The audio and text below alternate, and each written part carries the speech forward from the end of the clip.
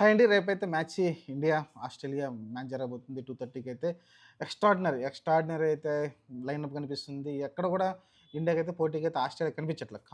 కానీ వాళ్ళైతే ఫామ్‌లో చూసుకుంటే మీరు కొంచెం అప్ అండ్ డౌన్ అయితే కనిపిస్తా ఉంది మీకు. ఎందుకంటే టీమ్ చూస్తే చాలా స్ట్రాంగ్‌గా అనిపిస్తుంది. కానీ బౌలింగ్ డిపార్ట్‌మెంట్ చూసుకుంటే ఇన్‌ఎక్స్‌పీరియన్స్ కనిపిస్తుంది. అంతగా ప్యూర్ క్వాలిటీ అయితే కనిపించట్లే బౌలింగ్‌లో. మన దగ్గర చూసుకుంటే షమి కావచ్చు, మీరు చూసుకుంటే హర్షిత్ రాణా, హర్షదీప్ సింగ్ కావచ్చు ఎక్స్ట్రార్డినరీ పేస్ కనిపిస్తుంది.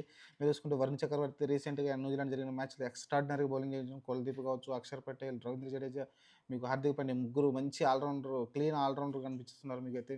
మీకు బ్యాటింగ్‌లో చూసుకుంటే శ్రేయస్ అయ్యర్ మంచి ఫామ్‌లో కనిపిస్తున్నాడు. శుభ్మన్ గిల్ మంచి ఫామ్‌లో కనిపిస్తున్నాడు. విరాట్ కోహ్లీ కూడా రీసెంట్ ఫామ్‌లో రావడం చూసాం. స్టార్టింగ్ పవర్ ప్లేలో హిట్టింగ్ చేస్తున్నాడు రోహిత్ శర్మ. ఆ తర్వాత మీరు చూసుకుంటే ఇంక హార్దిక్ పాండ్యా మంచి, కేఎల్ రాహుల్ మిడిల్ ఆర్డర్‌లో మంచి సాలిడిటీ కనిపిస్తుంది. ఓవరాల్ చూసుకుంటే టీమ్ చాలా స్ట్రాంగ్ అనిపిస్తుంది. అటుపక్క చూసుకుంటే మీకు కొంచెం మనల్ని ఇబ్బంది పెట్టింది ఏమైనా ఉందంటే హెడ్ ఎప్పుడు హెడేక్‌గా ఉంటుంది. ఇండియా పైన మంచి రికార్డ్ అయితే అతనికి కనిపిస్తుంది.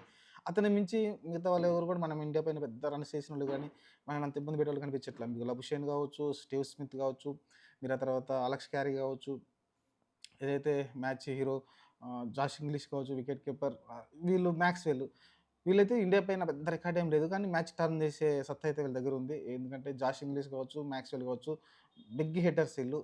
వీళ్ళైతే మ్యాచ్ ఔట్ అయితే వెంటనే ఔట్ వెళ్ళిపోతారు. కానీ ఒకసారి సెటిల్ అయ్యారంటే మటుకు చాలా విధ్వంసం అయితే చేయగలరు. చూద్దాం మరి రేపటి మ్యాచ్ అయితే చాలా ఉత్కంఠగా భరితంగా ఉంది.